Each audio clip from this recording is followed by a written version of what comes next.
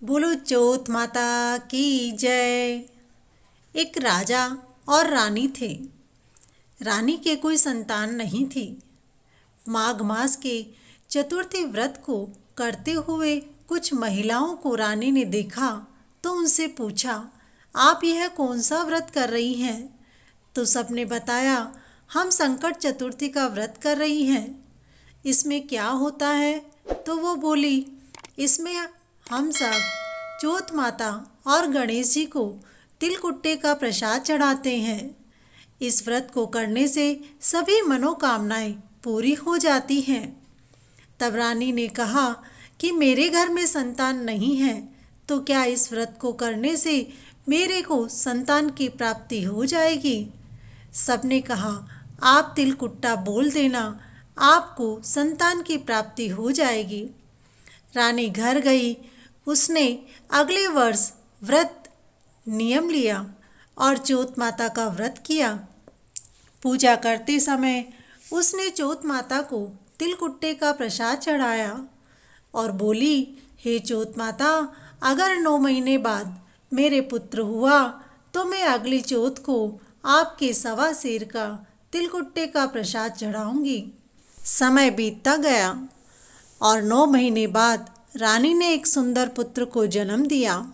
माघ महीने की जब संकट चतुर्थी का व्रत आया, तब रानी ने फिर से प्रसाद बोल दिया। बोली, हे चौथ माता, मेरा पुत्र जब चलने लग जाएगा तब अगली चौथ को मैं आपके 5.25 सेर का तिलकुट्टा चढ़ा दूंगी। रानी हर चौथ पर तिलकुट्टा बोलती गई। पुत्र जवान होता गया, परंतु तिलकुट्टे का प्रसाद नहीं चढ़ाया। ऐसा करते करते रानी ने 1.25 मण का तिलकुट्टा बोल दिया। अब अपने पुत्र के विवाह की तैयारियां करने लगी। बारात दुल्हन को लेकर के जब राजमहल लौट रही थी, तब रास्ते में चौथ माता ने सोचा कि इस प्रकार तो यह बोलवारी बोल ही जा रही है, परंतु इसने प्रसाद अभी तक नहीं चढ़ाया है। मुझे इसे चमत्कार दिखाना होगा।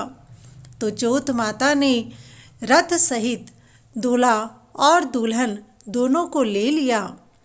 इस प्रकार से जब दूल्हा दुल्हन वहां से गायब हुए तो चारों ओर हंगामा मच गया। सभी लोग दूल्हा दुल्हन को ढूंढने के लिए निकल पड़े। ढूंढते ढूंढते जब वो पीपल के वृक्ष के पास पहुँचे तो वहाँ से किसी ने आवाज़ सुनी, चरडकचू तिलकुट्टा लूं, रथ सहित दूल्हा दुल्हन दूं। इस प्रकार की आवाज़ बार बार आने से लोग अचंभित हुए और राजा और रानी के पास गए। पंडित से पूछा गया कि यहाँ से यह आवाज़ कैसी है? तो पंडित ने उन्हें बताया कि आपने कोई प्रसाद बोल रखा है जो आपने नहीं चढ़ाया है। यह उसी का ही कोप है। आप अपना प्रसाद के लिए हाथ जोड़ें, क्षमा मांगें और प्रसाद चढ़ाएं, तो शायद देवता प्रसन्न हो जाएंगे। रानी ने कहा, हाँ, मैंने पुत्र प्राप्ति के लिए तिल चौथ का व्रत किया था और तिलकुट्टे का प्रसाद बोला था। अब वो तिलकुट्टे का प्रसाद 1.25 मण का हो चुका है, लेकिन मैंने बिल्कुल भी नहीं चढ़ाया था। राजा और रानी दोनों ने मिलकर चौथ माता से क्षमा मांगी और तिलकुट्टे का प्रसाद चढ़ाया। 1.25 मण के तिलकुट्टे का भोग पाते ही चौथ माता ने दूल्हा और दुल्हन को रथ सहित लौटा दिया। हे चौथ माता, आपने जिस प्रकार से राजा और रानी पर कोप किया, वैसा कोप किसी पर मत करना। सब पर अपनी कृपा बनाए रखना। बोलो चौथ माता की जय। गणेश जी की कहानी। एक छोटे से बालक के रूप में गणेश जी आए और चिमटी में चावल, चम्मच में दूध लेकर घूमते रहे, बोलते रहे, कोई माई मेरे खीर बना दो, कोई माई मेरे खीर बना दो। सबने कहा, चिमटी में चावल और चम्मच में दूध है, इससे खीर कैसे बनेगी? परंतु एक बूढ़ी माई बैठी थी। उसने कहा, बेटा लाओ, मैं खीर बना देती हूँ। चिमटी चावल, चम्मच दूध लिया, चूल्हे पर छोटा बर्तन चढ़ाया तो बालक बने गणेश जी ने कहा, माई, इस छोटे से बर्तन से क्या होगा, बड़ा बर्तन लाओ, बर्तन चढ़ाओ। बूढ़ी माई बड़ा बर्तन लाई, बर्तन चढ़ाया और उसमें चावल और दूध डाल दिए। धीरे धीरे वह पूरा बर्तन खीर से भर गया। अब बूढ़ी माई बोली, बेटा, अब इतनी खीर का मैं क्या करूँगी। गणेश जी बोले, इसको पकने दो, मैं थोड़ी देर में आ रहा हूँ। बुढ़िया माई की एक बहू थी। बहू ने सोचा कि इतनी सारी खीर बनी है, पीछे बचे या ना बचे, मैं तो पहले इसका भोग लगा ही लूँ। वह कटोरे में खीर लेकर दरवाजे के पीछे खड़ी हो गई और बोली, गणेश जी महाराज, भोग लाग जो। ऐसा कहकर उसने वो खीर पी ली। अब बुढ़िया माई इंतजार करती रही कि वो बालक आए, उसे खीर खिलाऊं। जब गणेश जी वहाँ आए तो बुढ़िया माई ने कहा, बेटा, खीर खा लो। गणेश जी बोले कि मेरा तो पेट भर चुका है, तुम्हारी बहू ने मुझे पहले ही खिला दिया था। तो माई ने कहा, अब मैं इतनी सारी खीर का क्या करूं? गणेश जी बोले कि इस खीर से पूरे नगर को जिमा दो। सारे नगर को बुलाया गया, उन्हें खिलाया गया, लेकिन फिर भी खीर उसमें पड़ी की पड़ी रही।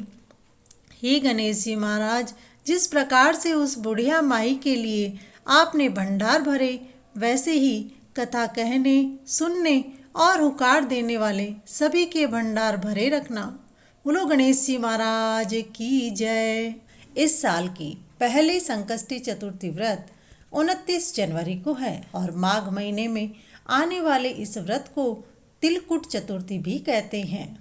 माघ मास की कृष्ण पक्ष की चतुर्थी तिथि 29 जनवरी दिन सोमवार को सुबह 6:10 से प्रारंभ होगी और इस तिथि का समापन अगले दिन 30 जनवरी मंगलवार को सुबह 8:54 पर होगा।